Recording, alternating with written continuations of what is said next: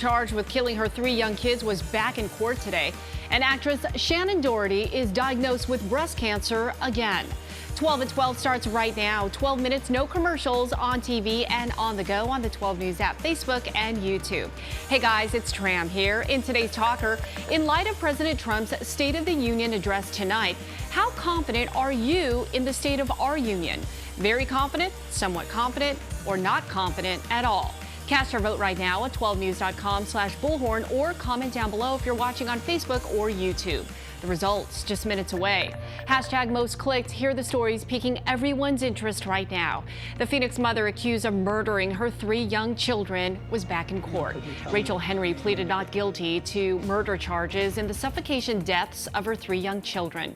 Prosecutors say Henry acknowledged having a history of meth addiction and that her children were previously removed from their home by child welfare authorities in Oklahoma because of issues related to her drug problem. Henry's family moved from Oklahoma to Phoenix back in June. There's still no motive yet for the murders, despite police saying she admitted to killing them. At number 2, actress Shannon Doherty is fighting breast cancer once again, and this time it's stage 4. Doherty is best known for her role on 90210 and Charmed. The 48-year-old actress says she was given the diagnosis about a year ago. Doherty was first told she had breast cancer back in 2015 and underwent treatment before going into remission. And at number 3, a sad story out of the East Valley where a 6-year-old boy was hit and killed by a semi-truck. That boy was standing on a curb near Power Road in McKellips. That's when the semi-truck's back end jumped the curb and hit him. Mesa Public Schools says it will have grief counselors on campus today, and at this point, no criminal charges will be filed against that truck driver. Now to keeping you safe, owners of Amazon Ring doorbell cameras can now opt out of police requests for video. Amazon has faced criticism over its decision to work closely with police departments and sharing video from the cameras. In a recent update to the Ring app, Amazon now lets customers opt out of receiving notifications from police departments who might be seeking Ring doorbell video footage to help solve a crime.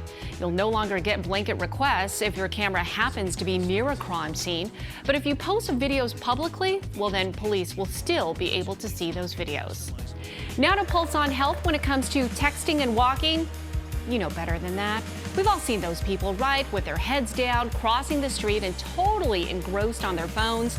Canadian researchers found people who text and walk are more likely to not look both ways before crossing the street and have more close calls with cars. They even say texting is probably one of the most dangerous things you can do while walking, even more dangerous than listening to music or talking on the phone. As the coronavirus continues to spread and kill people, many Americans feel like they are doing enough to protect themselves. A new Marist poll shows most people are concerned about the spread of the virus, but are not worried about it popping up in their community. At last check, the fast-spreading virus has already killed more than 400 people and infected more than 20,000 others around the world. All right, think back. When was the last time you went to see your doctor? A new study from Brigham and Women's Hospital in Boston shows primary care visits have dropped by nearly a quarter in the last 9 years. Almost half the people surveyed said they haven't seen their doctor in a year. So why are people skipping their annual visits? Because it's just too darn expensive. Many people are opting to use alternative forms of care like teledoc and urgent care centers. Well, did you whip out the full-length coat today like I did? Okay, I know, it was a little overboard, but still I was so cold. Let's check in now with Crystal for your forecast for 411. Some of us didn't even get a chance to thaw today, and once again tonight, the bottom's just going to drop out from underneath us as 5 million of our closest friends are going to be once again facing a freeze or deep freeze warning. Temps are going to chill to the low 20s in neighborhoods around Kingman, hitting rock bottom in the low 30s for the valley, but 20s for points south and east of the valley, near 10 degrees in the White Mountains. So when in doubt, cover the plants. If you forget to do so before you hit the hay tonight, you can always water the plant right after sunrise. That'll help warm up the root system. Plastic's not going to work, by the way. Stick to the blankets and the towels. Floodlights and holiday lights will do the tricks for those taller, hard-to-reach trees and sensitive plants. You could leave the blankets on throughout the day today since we have back-to-back cold nights. And oopsie, if something got damaged, just leave it alone. That'll act as a barrier for tonight. And then make sure to cover it tonight. as temperatures tumble possibly even further. 34 to wake up tomorrow. Another rude awakening on Thursday with 30s for your wake up call. Will be milder for the weekend. We're back to those glorious 70s, but it might come to a screeching halt as another storm system makes its move toward us. That's going to kick up the winds, knock back temps, and give us a shot for showers Monday. Well, adulting is hard, don't you think? Turns out one of the toughest parts of being a grown-up is keeping a clean house. That's according to a new survey. But come on, did we really need a survey to prove that? Other adult tasks we struggle with are finances and letting laundry pile up. And more than half of people admit they avoid their to-do lists at all costs. Yikes. Well, Golden Girls has been off the air for almost 3 decades now. Can you believe that? But you may want to brush up on the episodes before you play this. It's a Golden Girls themed card game. Correct answers score you a piece of cheesecake. Now, if you watch the show, you know there's nothing like cheesecake can't fix. The game is available on Target's website for $11. Now let's go to Iowa, where we are still waiting on a winner after an unprecedented breakdown in reporting the returns of Monday's caucus. Frustration is mounting for the Democratic presidential candidates who campaigned in Iowa for months, but have still not heard any official results. Iowa's state Democratic Party say a coding error is to blame and not a cyber intrusion. Results are expected later today. Time to connect the dots, where we take a deeper dive into the headlines. President Trump will deliver the State of the Union address tonight in the nation's capital, as you know. So why does the commander-in-chief give this annual speech? Matt Uris connects the dots. You could say the tradition is as old as the U.S. itself. The Constitution requires the president to address Congress on the State of the Union from, quote, time to time.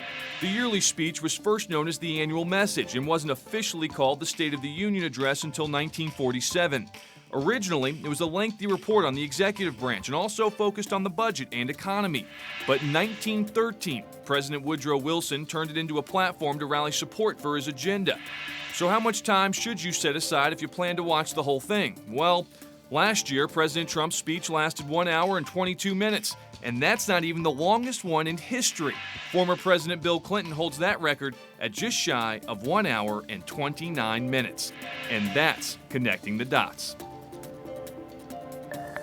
Now for your daily cup of juice, Macy's is said to be opening a new kind of store, which could be a test with a larger rollout to come. The department store chain is opening a new space in Southlake, Texas, with a focus on apothecary beauty and hair care items. It'll also have a cafe inside, according to Women's Wear Daily. Many retail analysts believe beauty is one of the strongest growing segments in the industry today. Well, you guys, take a look at this. 2 poor little pups. They are recovering after a nasty run-in with some cholla cactus. A woman found the chihuahuas covered in needles and called rural Metro Fire. Fortunately, thank goodness those dogs are okay. They were treated at County Animal Control, where they will also be chipped and vaccinated. The pups will go up for adoption this Thursday. Hopefully they'll find a good home with no cactus around. Well, it is the end of an era at Sky Harbor Airport. This week, all the airlines at Terminal 2 will be moved to Terminal 3. Terminal 2 is the oldest terminal at the airport and is being shut down because it's outdated. But you'll have a chance to check it out one last time today. The farewell event is happening until 8:30 p.m. And while you're at the airport, you can check out today's A to Z 60, where we celebrate the people, places, and things that make the Valley so awesome in just 60 seconds. It's probably something that you've passed by in a rush during your travels through Sky Harbor. But as Jamie discovered, the Phoenix Airport Museum is worth getting there early for. When we think of the airport, we typically think of security checkpoints and people hustling to their flights. But at Sky Harbor, there's so much more than meets the eye. So I'm here with the director of the Phoenix Airport Museum, Gary Martelli. And Gary, what do you feel is the purpose behind the artwork in the gallery and throughout the terminals? Having art at Sky Harbor really gives a sense of place. When you arrive at Sky Harbor or any other city, it's nice to know that you've arrived somewhere different. And seeing the art and culture of Arizona on display really brings that home. A few examples of art you'll find around the airport include these stained glass murals of leaves from Arizona by local artist Daniel Mayer. The black tiles found on the pillars, these were created by students from the Valley. And the assortment of guitars constructed at Phoenix's own Roberto Venn School of Luthieri. The Phoenix Airport Museum has over 900 pieces of art ranging from ceramics and sculptures to photos and paintings. And that's your A to Z 60. Looks great, Jamie. Hey, let's get back to today's talker. How confident are you in the state of our union, considering President Trump will deliver the State of the Union address tonight? Are you very confident, somewhat confident, or not confident at all? And whoa, 65% of you are just not confident. Keep on voting on 12news.com/bullhorn, and those of you watching on Facebook and YouTube, feel free to comment down below. Time now for the look ahead, the stories you'll be talking about a little later on today. As we mentioned just a few minutes ago, it is the end of an era at Sky Harbor Airport. So coming up on First at 4, we are heading out live to the farewell party happening at Terminal 2.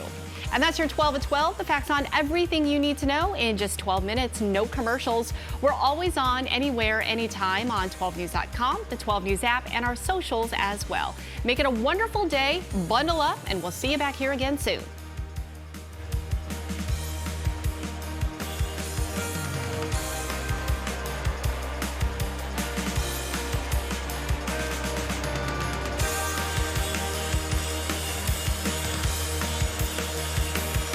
If you have a sweet tooth, you don't want to miss today's Arizona Midday. Let's check in now with Destry for what to expect.